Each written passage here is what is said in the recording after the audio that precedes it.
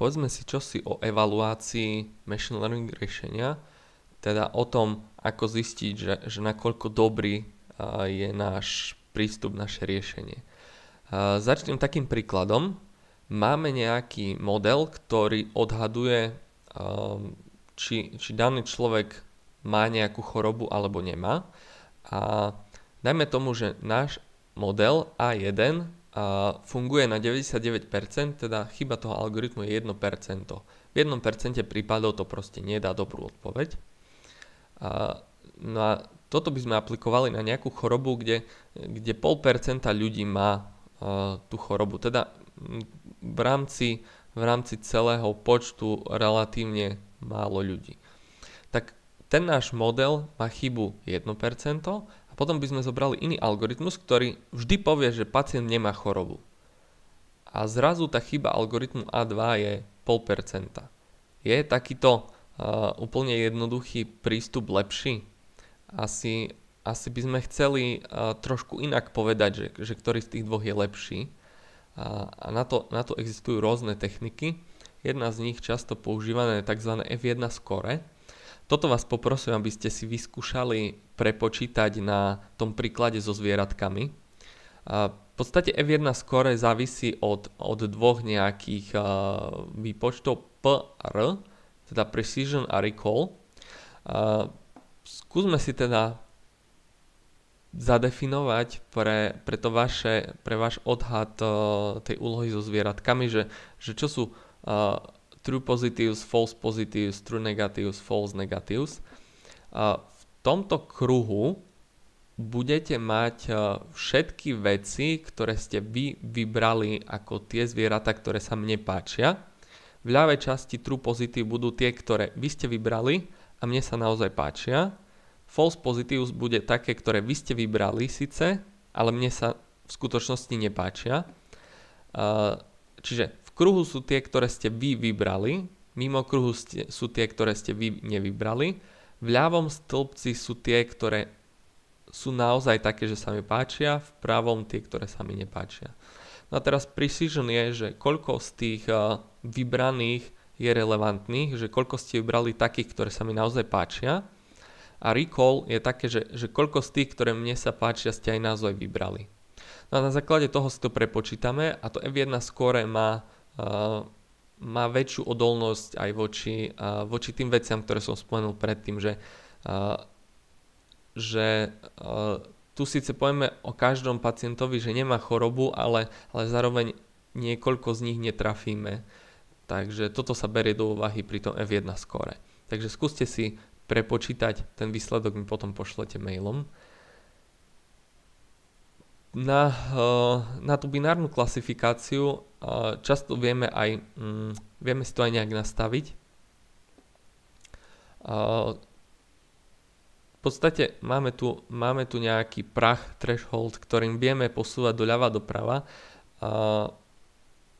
Keď sa zorientujeme v tom obrázku, tak uvidíme, že tu niekde sú false negative, false positive a vieme to posunúť tak, aby ten model bol prísnejší alebo taký akože viac otvorený, kedy sa zvykne označovať, že liberálny alebo konzervatívny prístup. Totiž niekedy sa chceme vyhnúť tomu, aby sme mali false positives. Niekedy nám ide o to, aby sme nemali false positives a niekedy nám ide o to, aby sme nemali false negatives. To znamená, ak nechceme false positives, tak vyberáme iba odtiaľ. Väčšinou vyberieme menej tých vecí s tým, že nám ako keby nevadí, že niektoré správne výsledky trafím, alebo teda, že nevyberieme z tých správnych, ale všetko, čo vyberieme, je správne. A niekedy sa chceme vyhnúť tomu, aby sme to, čo je správne, vybrali za každú cenu a niekedy sa môže stať aj, že to nesprávne vyberieme. Poviem nejaký príklad.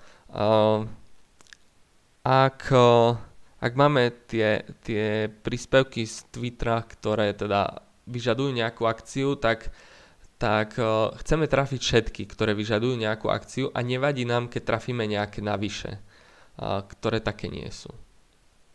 A na základe toho vieme nejako fungovať. Ja kedysi som robil takú vec, že detekcia krokov na základe dát zo senzorov, teda akcelerometer v prvom rade a mal som v podstate dva prístupy. Jeden bol taký, že každý krok, ktorý bol urobený, naozaj aj zdetekovalo, ale občas zdetekovalo aj niečo navyše. Teda človek neurobil krok, ale ono si to myslelo, že to urobil krok. A potom som mal druhý, ktorý žiaden navyše krok nedetekoval, ale z tých, ktoré urobil, nie všetky označil.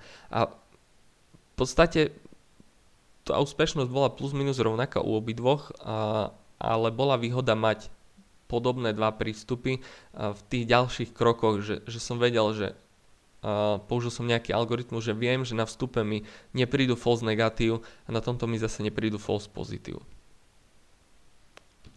Čo sa týka evaluácie multiclass klasifikácie, teda ak máme viacero kategórií, medzi ktorými vyberáme, tak často sa to robí po nejakých kategóriách, že máme tu teda filmy, zaradzujeme ich do nejakých kategórií podľa žánrov, tak vieme robiť to F1 skóre pre jednotlivé žánre, ako keby tu na poriadkoch, po stĺpcoch a podobne. A keď máme regresiu, alebo teda niečo, čo nám dáva číselnú hodnotu, tak error sa zvykne označovať stredná hodnota populácie, väčšinou to nie je známe. Reziduál označíme strednú hodnotu vzorky, alebo teda vypočítame nejaký rozdiel medzi cieľovou predikovanou hodnotou a vieme aj na základe tejto hodnoty povedať, že či ten model podhodnocuje, nadhodnocuje. V podstate pri týchto veciach existuje rôzna metrika, ktorú použiť. Často sa tam využívajú nejaké druhé mocniny, odmocniny a podobne. Jedno z takých vecí je RMSD, teda Root Mean Square Deviation a mnoho iného. Jeden príklad za všetky. Ja keď som sa zúčastnil súťaže v lokalizácii v budovách, súťaž spočívala v tom, že sme mali prejsť nejakú súťažnú trasu so senzormi v telefóne a na istých checkpointoch sme mali povedať, dať nejaký odhad, kde sa nachádzame v zmysle XY súradnica, respektíve GPS súradnice daného miesta. Týchto bodov bolo, dajme tomu 70 v tej budove a my sme im organizátorom dali zoznam tých pozícií checkpointov a oni museli zvoliť nejakú metriku, ako vyhodnotiť, ktoré riešenie je lepšie, ktorý súťažiaci dosiahol lepší výsledok. Tam sa zvolila metrika taká, že počítali sa klasické euklidovské vzdialenosti medzi odhadovanou pozíciou a skutočnou pozíciou. Čiže dostali sme napríklad 70 nejakých vzdialeností, plus sa tam dávala nejaká špeciálna penalizácia za zle detekované poschodie, teda 15 metrov penalizácia za zle odhadnuté poschodie. No a potom sa všetky tých 70 výsledkov sa zotriedilo a zobral sa tzv. Tretí kvartil, respektíve percentil, 75 percentil. To znamená, že utriedili dáta a zobrali tú hodnotu, ktorá je v 3/4, teda že 3/4 tých zvyšných dát sú menšie ako tá hodnota a 1/4 je väčšia. Teda aby to nebralo tie najväčšie, tie najhoršie odhady to nezobralo do úvahy, ale väčšinu tých hodnôt a teda toto jedno číslo bol finálny výsledok v tej súťaži. Často sa teda v týchto oblastiach používa buď ten tretí kvartil, alebo niekedy 90% ten percentil, alebo niekedy medián, teda 50 percentil. Priemer je málo kedy to, čo je výstižné. Často sa volia teda rôzne metriky. Ako zlepšiť presnosť machine learning modelu? Jedna z možností je pridať nové dáta do trénovacej vzorky, ak je to možné.